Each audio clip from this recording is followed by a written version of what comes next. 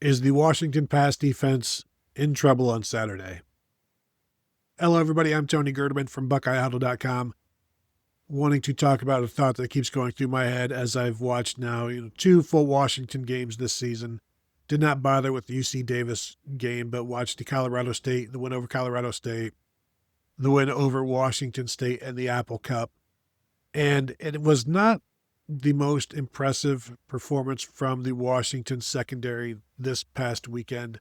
Now, they were without their starting cornerback, one of their starting cornerbacks, and Tacario Davis, which is certainly anytime you're going to judge a secondary, you'd like to see them at full strength. But I've also seen the Washington secondary at full strength in the season opener. And what I keep going back to, assuming they are healthy, and that's not a safe assumption at this point, the thing that people always talk about with Ephesians Prysock and Tacario Davis, the two starting corners, is that they're 6'4".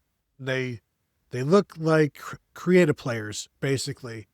And I said this on a Buckeye Weekly podcast previously. It looks like almost like if Jeremiah Smith was playing corner, that's what it looks like when you've got a Washington corner, you've got Prysock or Tacario Davis lined up against a normal-sized human being wide receiver. It's that you've got this big guy against somebody slightly smaller, except, this weekend, that's not necessarily what's going to happen. Lined up against Jeremiah Smith and Carnell Tate for the Buckeyes. I think the reason I see an advantage here for Ohio State, all things being equal, everybody being healthy, is that you don't see a lot of 6'4" corners in the NFL. And I know this is college football, and the NFL it's kind of annoying to use that as the end-all be-all.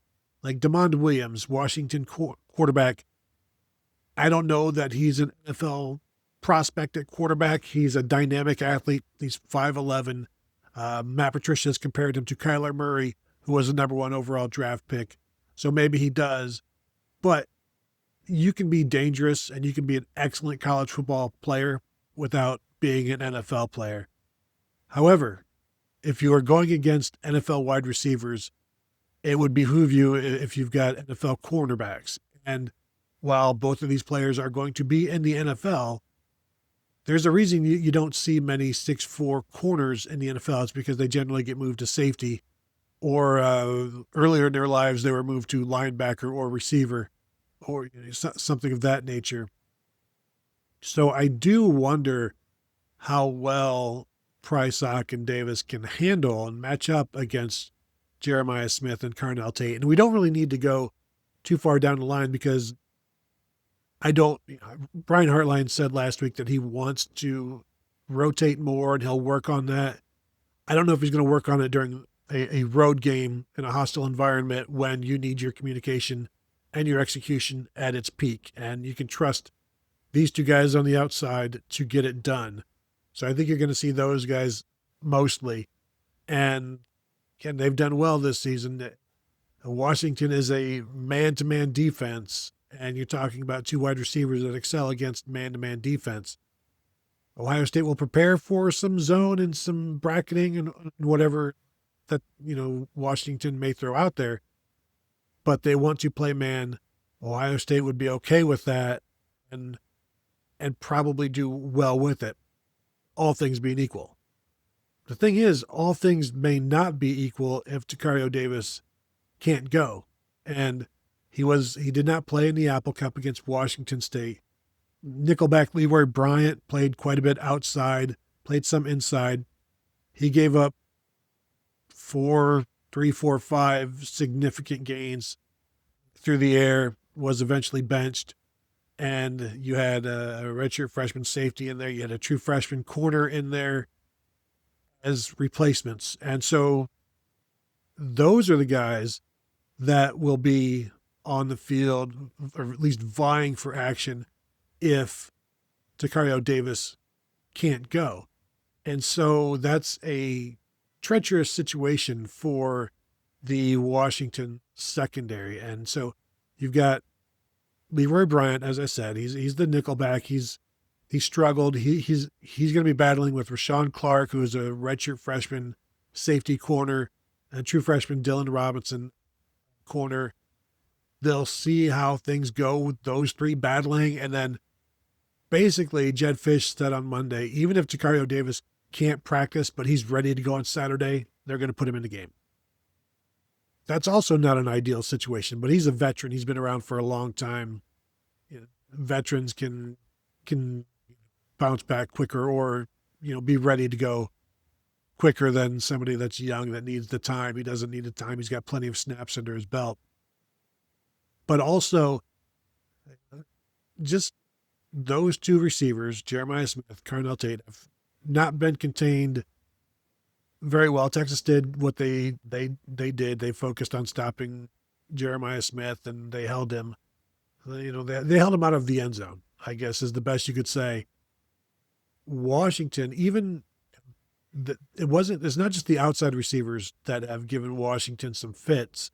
So that's another issue where, say, Leroy Bryant is starting outside, then the next best nickel is at nickel. And now you're talking about, is this a game where Brandon Inniss, they can finally draw some things up for him? Because that's something they've also talked about, wanting to get him more involved. And we've seen throughout the season, he's been open at times, but the quarterback progression doesn't get to him because it's getting to Jeremiah Smith and Carnell Tate or a tight end first, because that's the order of things, and one of those guys is generally open. Here, if they're spread pretty thin in the secondary, then you can maybe see how things go in devising this week what you can do with Brandon Inniss. Do they want to see more out of him? Because the other thing is, if your two corners, if Tacario Davis and Ephesians Prysock, and Prysock's fine, Tacario Davis is good to go, then that probably means Leroy Bryant is back in the slot at nickel, in which case Ohio State just watched a bunch of film from that Washington State game where he did not have a good day. And so if that's the weak spot, then this might be the time to get Brandon Inniss involved and show more of what he can do. Because, as I said, he has been open, but the quarterback progression hasn't gotten to him, hasn't gotten that far. And then, of course, you've got the tight end situation where Ohio State's tight ends are going to get the ball. They'll continue to get the ball. Is this a game where Max Clare is utilized more? They play so many tight ends, it's going to be hard to just locate one guy and get Max Clare 6 catches or something like that. I don't expect that to happen. I think you'll see Jeremiah Smith, Carnell Tate do what they do. I'm fascinated to see how well their corners hold up against those two, and frankly, how well those two do, assuming Tacario Davis can play against two big physical corners. I think Ohio State has the advantage, but that's theory to this point. After the game, it'll be testimony one way or the other, and we'll see how it goes. But since you don't see guys like that in the NFL, I think Ohio State has the advantage here, because if you're not an NFL corner, you're going to struggle defending these guys. And again, not that they aren't going to play in the NFL. It's just you don't see rarities. You don't see those guys, those types of guys in the NFL and around for a long time, just because physically it's not that easy to do. And I don't know that I do know that it's also not easy to defend Carnell Tate and Jeremiah Smith. So that's just some thoughts going in my mind about the secondary versus the Ohio State passing game. Of course, it all comes down to the protection of quarterback Julian Sayin, but that's a conversation for another day. So if you could hit the thumbs up on YouTube, we would appreciate that. And as always, continue to look for us. Look for me, look for everybody else there at BuckeyeHuddle.com. Thank you all for tuning in, and we'll talk to you all later.